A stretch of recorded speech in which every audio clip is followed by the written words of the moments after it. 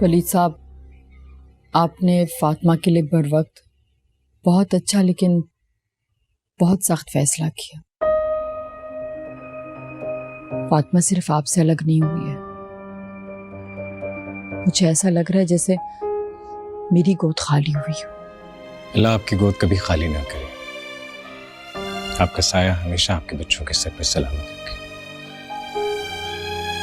बस मेरी फातिमा के लिए हमेशा दुआ कीजिएगा। फातिमा तो अब राहील और दानियाल की तरह हमेशा मेरी दुआओं में रहेगी। वो मासूम सी बच्ची बस पल भर के लिए मेरे गोद में आई थी और मुझे ऐसा लगा जैसे मेरे रब ने मेरी गोद रहमतों से भर दी हो। अंकल आपकी गाड़ी बहुत अच्छी है।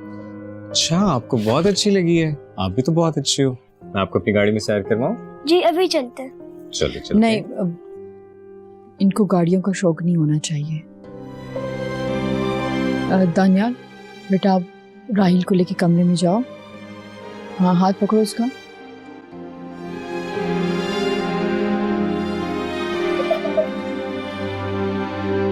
आप ऐसा क्यों कर रही हैं? बच्चे तो मासूम है। ये आसाइश हैं, उनकी मासूमियत के लिए खतरा हो सकते हैं वलीद साहब। अगर आप इजाजत दें तो मैं कभी कभी दानियाल और राहिल से मिलने आ सकता हूँ। जी जरूर। शुक्रिया।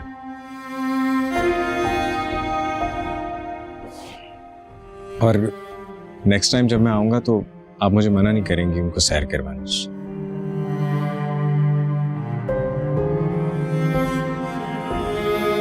मैं चलता हूँ। अल्लाह हाफिज।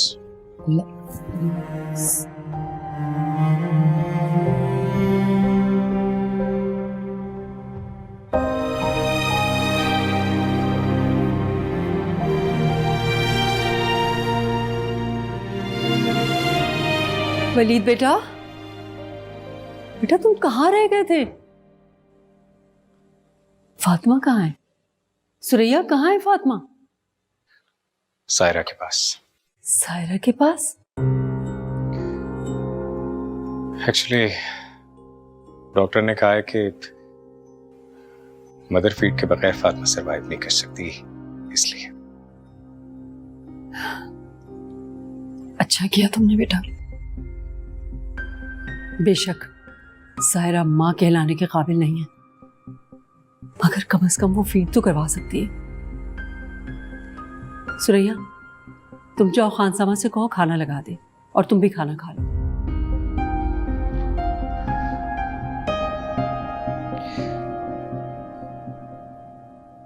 मामा, वैसे तो मैंने फातिमा की परवरिश का इंतजाम कर लिया था, लेकिन अचानक उसकी तबीयत खराब हो गई, उसे हॉस्पिटल लेके जाना पड़ा। ठीक किया बेटा तुमने। फातिमा वाकई बहुत कमजोर हो गई।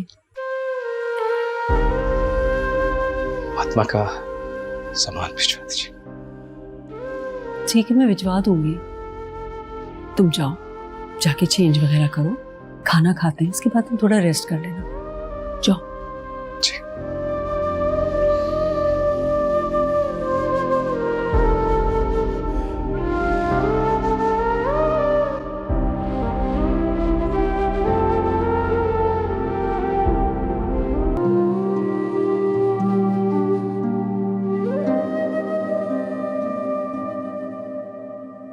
वलीद बेटा। मामा, आप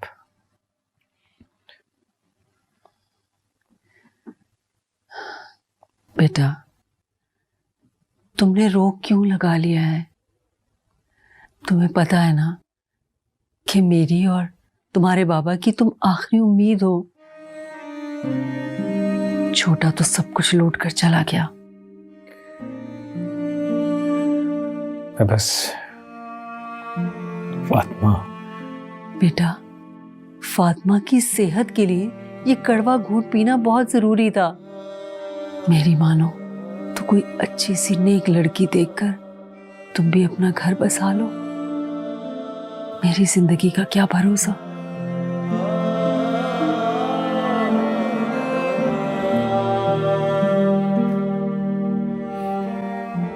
पहले आपने मेरी बात मानी थी, अब मैं आपकी बात नहीं टालूंगा, लेकिन मुझे थोड़ा वक्त चाहिए। हर वक्त तुम्हारे बारे में सोचती रहती हूँ। अब तो मेरा सर दुखने लगा है। मामा प्लीज आप इतना स्ट्रेस मत लें। मैंने आपसे कहा ना कि मैं आपकी बात मानूंगा। आ जाओ। चाय। ये लो बेटा।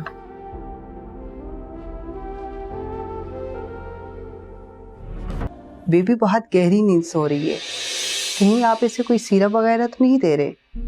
क्या मतलब, कोई नींद की दवाई?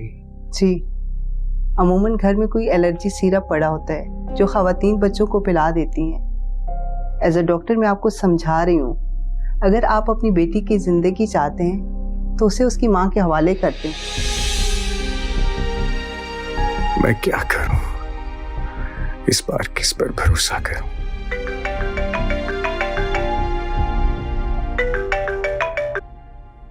हेलो। बेटी संभाली नहीं गई तो सौंपती मुझे, वो भी 1 लाख भेजकर। बस यही है तुम्हारी बेटी की कीमत? एक माँ होकर बेटी की कीमत की बात कर रही हो? वो इसलिए कि खून और जिगर तो मेरा निचोड़ेगी ना तुम्हारी बेटी। तो यूं कहो ना कि अपने खून की कीमत मांग रही। बताओ क्या कीमत है?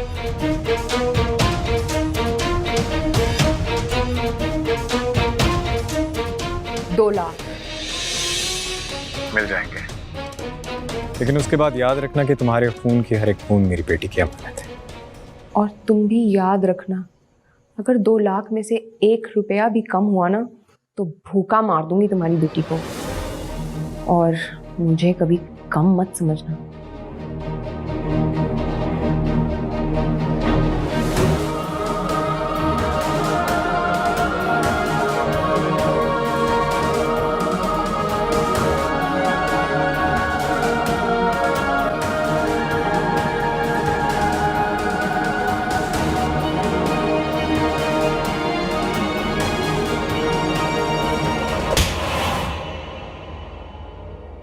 कितनी बेशर्म हो तुम साहिरा।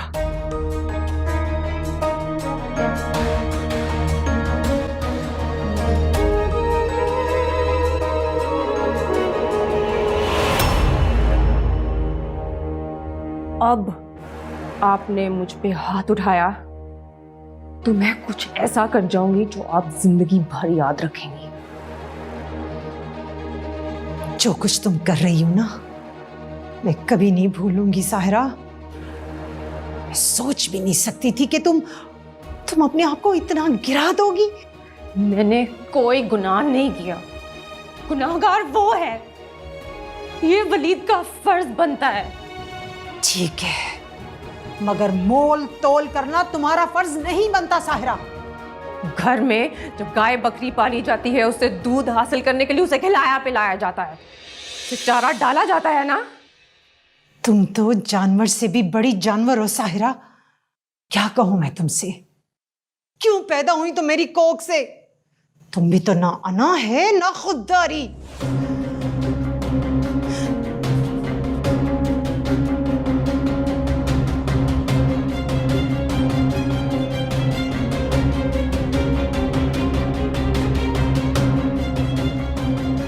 आज तुम्हारा वक्त है, बहुत जल्द मेरा वक्त भी आने वाला है।